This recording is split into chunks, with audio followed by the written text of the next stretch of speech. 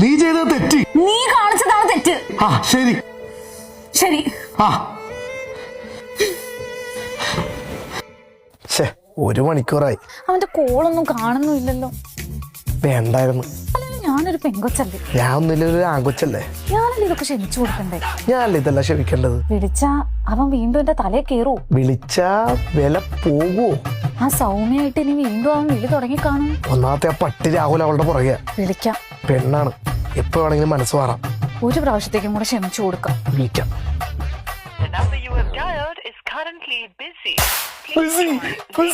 അയ്യോ അയ്യോ,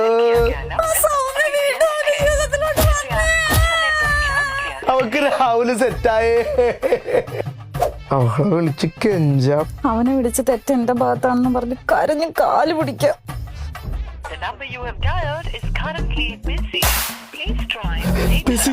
അയ്യോ കയ്യിന്ന് പോയേ.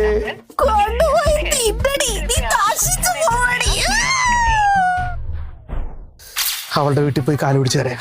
അവന്റെ വീട്ടിൽ പോയി അവനെ കണ്ട് മാപ്പ് പറഞ്ഞേക്കാം. കരച്ചില് കാണാണ്ടിരിക്കാൻ കണ്ണാടിയും വെക്കാം. മോളെ നീ എവിടെ പോടി? അമ്മ ഞാനൊന്ന് രേവതിയുടെ വീട് വരെ പോയേച്ചും വരാം.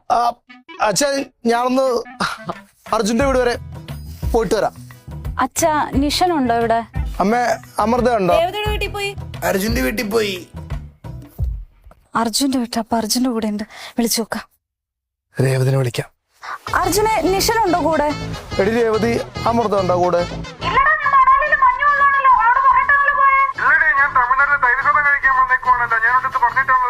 മഞ്ഞത്താ കള്ളം പറഞ്ഞ് രാഹുലിന്റെ കൂടെ കറങ്ങാൻ പോയി.